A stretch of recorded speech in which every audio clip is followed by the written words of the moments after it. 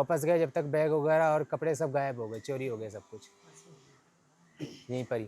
और ये पहली चोरी हुई थी मेरे साथ यूपी से अयोध्या है। अयोध्या से 45 किलोमीटर सुल्तानपुर में मेरा चाय वगैरह पीने बैठा था, तो बैग वगैरह सब कुछ उसमें, मोबाइल, पावर बैंक और कैमरा वगैरह सब था मेरा। तो शायद उन्होंने पहले से नज़र रख रखी होगी, इसलिए मैंने चाय पी के जैसे कुर्सी पर रख के चाय पीने बैठ गया। 3 जने आए पीछे बाइक पे और सीधा बैग ही उठा के ले गए। छोटे वाला बैग था जो आगे लटका था, वो बैग ही उठा ले गए मेरा। नेपाली लोग तो आपको दिक्कत नहीं कर रहा होगा ना? नहीं, कोई नहीं कर रहा है इससे। नेपाल में मुझको अभी आज 11वां दिन है, पर नेपाल में कोई दिक्कत नहीं कर रहा बिल्कुल भी। ऐसे मतलब जो भारत में था ना, आगे चल के बोल रहे थे भैया कहाँ से आए हो, ज़्यादा सवाल यही करते थे कि कहाँ से आए हो, तुम घूमने निकले हो, कोई फ़ायदा नहीं है तुमसे, इससे वैसे ऐसे। तो ऐसे सवाल नेपाल में अभी तक किसी ने नहीं किया। ये मुझको अच्छा लगा कि ज़्यादा नेपाल, भारत में यही था कि सारा जहाँ से मार्केट में गुजरो लोग बाग सिर दर्द कर देते थे सवाल पूछ पूछ के, और नेपाल में कोई सवाल नहीं पूछता, जैसे सियाराम जरूर करता। ये अच्छा लगा मेरे को नेपाल में। तो हम चलते जा रहे थे, जैसे होटल वगैरह थे तो वहाँ पर आगे खाली जगह थी, तो वहाँ पूछ रहे थे कि हम रुक सकते हैं ये टेंट वगैरह, मना कर दिया उन्होंने। तो रात को 11 बजे तक हम उनको पहाड़ों में चलना पड़ा था, पर कोई मिल ही गया, महादेव जी की कृपा मिल ही जाता है कोई भी। तो कोई दीदी थी, छोटी सी चाय की दुकान थी उनकी, तो उन्होंने बोला कि पीछे की साइड मेरी जगह है, वहाँ टेंट लगा सकते हो। तो वहाँ पर टेंट लगाया। दीदी ने रात को मैगी वगैरह नूडल्स खिलाए, उनके पास खाने का था नहीं, और सुबह भी चाय नाश्ता पशुपति गया ना, उसको उसमें कौन दे आपका खाना? पशुपतिनाथ में मारवाड़ी गौशाला था राजस्थान का, तो वहीं पर रुके थे उन्होंने, धर्मशाला में। उन्होंने वो भी दे दिया था। आप कहाँ से आए हैं? मैं जयपुर राजस्थान के जवाहर से आया हूँ। आपका और ये झंडा उंडा लेके मैं उद्देश्य क्या है आपका? मेरा उद्देश्य है 4 धाम 12 ज्योतिर्लिंग का। मैं इसमें से अभी मैंने 11 ज्योतिर्लिंग 3 धाम कर लिए, मतलब भारत के 17 स्टेट पूरे करे अभी तक मैंने। और ये अभी 17 स्टेट हो गए हैं, और ये अपने पशुपतिनाथ भी हो चुके हैं। इसका उद्देश्य क्या है आपको? मैं क्या संदेश देना चाहते हैं आप? इसमें बस खाली इतना है, जैसे कि मैं अभी यात्राएं काफ़ी सारे लोग बाग कर रहे हैं, पैदल भी कर रहे हैं, साइकिल से भी कर रहे हैं, काफ़ी सारे ट्रैवल आते हैं, पर इनके लिए क्या कुछ सुविधा नहीं हो पा रही। मैं क्योंकि मैं भारत में 17 स्टेट मैंने घूमे हैं, तो मुझको भी काफ़ी प्रॉब्लम हुई है, क्योंकि यात्रियों के लिए कुछ भी नहीं है, कोई रुकने नहीं देता, कोई बैठने भी नहीं देता कोई होटल वाला। और कई बार मुझको बोलता है कि राजस्थान के ऐसे बाहर अच्छे रहते हैं, तो मुझको गुजरात के अंदर ही सिर्फ राजस्थान के जो मिले हैं वही सही लगे हैं, उसके बाद जो भी राजस्थान का ढाबा होटल जो भी मिला है ना, सब बेकार है। नेपाल में क्या क्या दिक्कत हुई आपको? और नेपाल में तो अभी तक कोई दिक्कत नहीं हुई। नेपाल कितना में रोज हुआ आप मेरे पैदल को चलते 1 साल 15 दिन हो गए अभी। कितने आदमी हैं? अभी एक भैया और हैं, वो कर्नाटक से हैं, वो अयोध्या में मिल गए थे मेरे को, और उनको 3 महीने होने वाले हैं, वो अयोध्या से साथ ही चल रहे हैं। अब यहाँ से कहाँ जाएंगे? मैं अभी जानकीपुर जा रहा हूँ, वो भी जानकीपुर तक साथ जाएंगे, उसके बाद वो घर निकल जाएंगे, मैं केदारनाथ चला जाऊँगा पैदल पैदल। और क्या क्या दिक्कत हो गया? हाँ, दिक्कत एक तरीके ये होता है, मैं रुकने के लिए नहीं मिलता, एक तरीके से बैठने के लिए भी नहीं देते कोई। हम तो क्या रूम वगैरह तो मांगते नहीं, हम कहीं पर भी जाए रुकने के लिए हम इतनी जगह मानते हैं, हमारा टेंट लगा के हम सेफ्टी सोच सके बस, पर इतना भी कोई रुकने के लिए नहीं देता। वेस्ट बंगाल में भी पेट्रोल पंप पे भी रुकने नहीं दिए, ना कहीं पर रुकने नहीं दिया।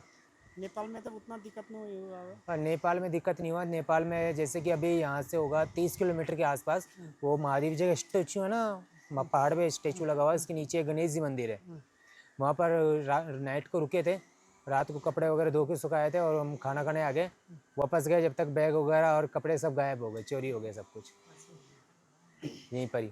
और ये पहली चोरी हुई थी मेरे साथ यूपी से अयोध्या है। अयोध्या से 45 किलोमीटर सुल्तानपुर में मेरा चाय वगैरह पीने बैठा था, तो बैग वगैरह सब कुछ उसमें, मोबाइल, पावर बैंक और कैमरा वगैरह सब था मेरा। तो शायद उन्होंने पहले से नज़र रख रखी होगी, इसलिए मैंने चाय पी के जैसे कुर्सी पर रख के चाय पीने बैठ गया।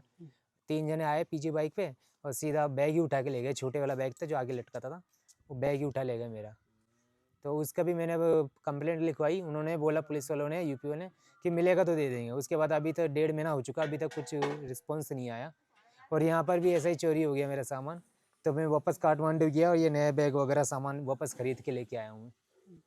दिन में कितना किलोमीटर पैदल चलते हैं आप? पैदल चलना देखो आसानी से, मतलब वो भारत के अंदर तो आराम में 25-30 किलोमीटर चल रहा था, क्योंकि वह लेवल रोड होता है। अभी पहाड़ है, पहाड़ में ऊपर नीचे चलता है ज़्यादा, तो जिस कारण कि अपन 10-15 किलोमीटर ही चला पाता हूँ मैं ज़्यादा, सुबह से शाम तक। क्योंकि कंधों में बहुत ज़्यादा दर्द होता है सुबह से शाम तक कंधे में, रोज़ आइडेस दवाइयाँ वगैरह लेके सोना पड़ता है। तो मैं बस इसलिए निकला हूँ कि जो यात्रा कर रहे हैं ना यात्री, उनके लिए कुछ सुविधा हो पाए, मतलब सरकार की तरफ से। मैं जो भी परेशान करते हैं, ज़्यादा से ज़्यादा परेशान मुझको मिला नहीं, पर आज से ज़्यादा रुकने नहीं देते लोग बाग, तो रुकने के लिए सुविधा मिल सके, मतलब आपको कहीं कहीं ये सहयोग मिलता है कि नहीं?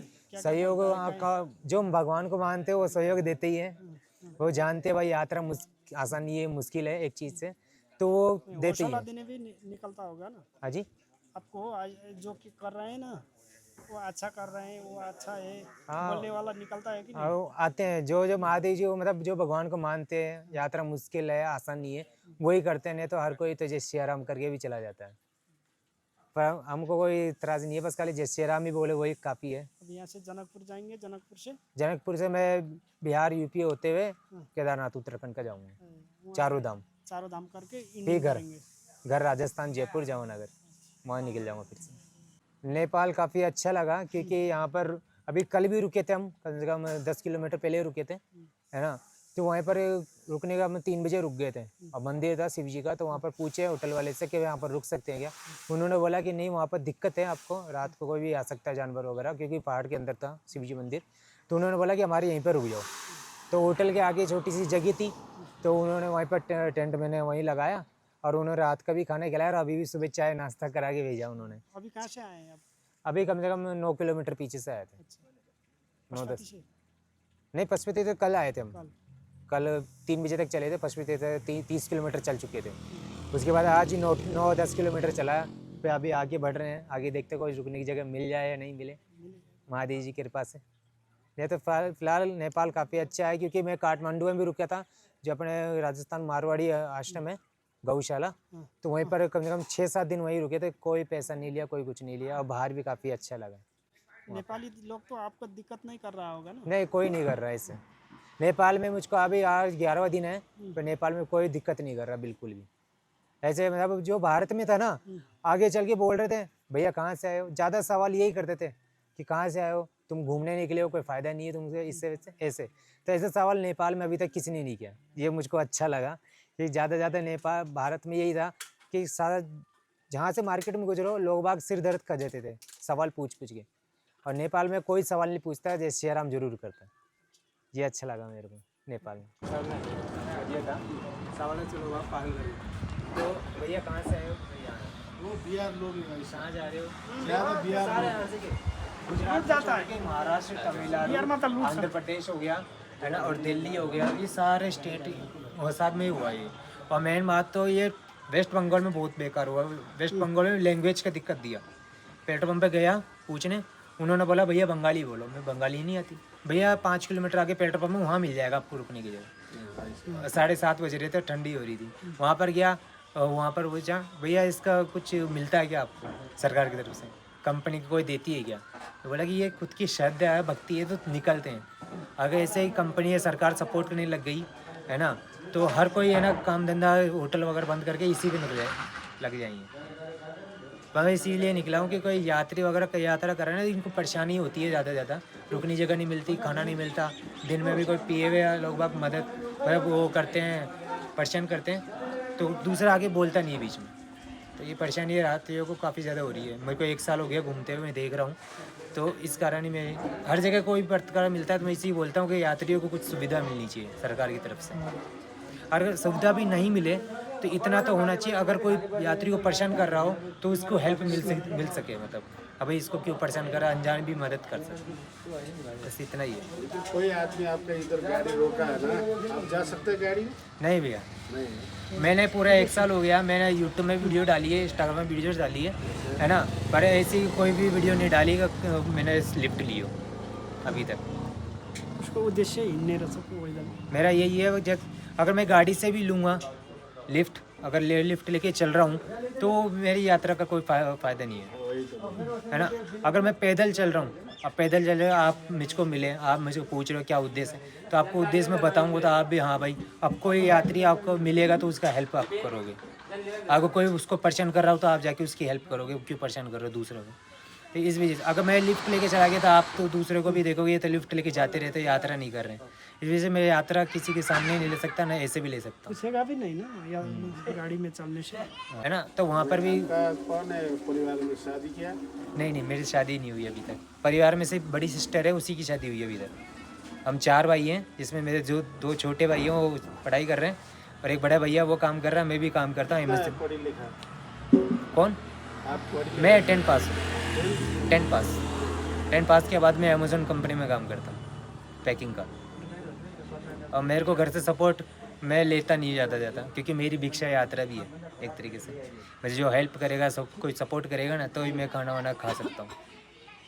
इस तरीके से मैं घर से सपोर्ट नहीं लेता हूँ। यानी को कोई आदमी दिया या अभी तक नहीं दिया? हाँ ऐसे दिए हैं। कहीं सहयोग मिलता है? हाँ ऐसे उड़ीसा में मिला था सहयोग और तमिलनाडु मिला था और गुजरात में मिला था और महाराष्ट्र में नासिक में मिला था उसके बाद कहीं नहीं मिला महाराष्ट्र में। मेरे को नासिक में 2-3 जने मिले थे जो ट्रैवल करते रहते बाइक से, उन्होंने सपोर्ट करा था। महाराष्ट्र में कोई ऐसा मिला नहीं मेरे को ज़्यादा। आपका रक्सौल बीरगंज होते आ रहा है? हाँ रक्सौल से चालू नहीं हुआ था जब तक काफ़ी लोगों ने हेल्प किया। नहीं इधर हमारे नेपाल में। नेपाल की बता रहा हूँ, काफ़ी लोगों ने हेल्प किया। उसके बाद पहाड़ चालू है ना, तो पहाड़ में एक ही दिक्कत हुई थी, रात को लेट हो गए थे, रुकने की जगह नहीं मिल रही थी। तो हम चलते जा रहे थे, जैसे होटल वगैरह थे तो वहाँ पर आगे खाली जगह थी, तो वहाँ पूछ रहे थे कि हम रुक सकते हैं ये टेंट वगैरह, मना कर दिया उन्होंने। तो रात को 11 बजे तक हम उनको पहाड़ों में चलना पड़ा था, पर कोई मिल ही गया, महादेव जी की कृपा मिल ही जाता है कोई भी। तो कोई दीदी थी, छोटी सी चाय की दुकान थी उनकी, तो उन्होंने बोला कि पीछे की साइड मेरी जगह है, वहाँ टेंट लगा सकते हो। तो वहाँ पर टेंट लगाया। दीदी ने रात को मैगी वगैरह नूडल्स खिलाए, उनके पास खाने का था नहीं, और सुबह भी चाय नाश्ता पशुपति गया ना, उसमें कौन दे आपका खाना? पशुपतिनाथ में मारवाड़ी गौशाला था राजस्थान का, तो वहीं पर रुके थे उन्होंने धर्मशाला में। हाँ, उन्होंने वो भी दे दिया था। हाँ चटौड़ा का रास्ता राजस्थान से शायद एक जना और आया था पैदल यात्री, वही राजस्थान से आया था। अभी कुछ एक महीने पहले ये आके गया यहाँ से। जय सिया राम।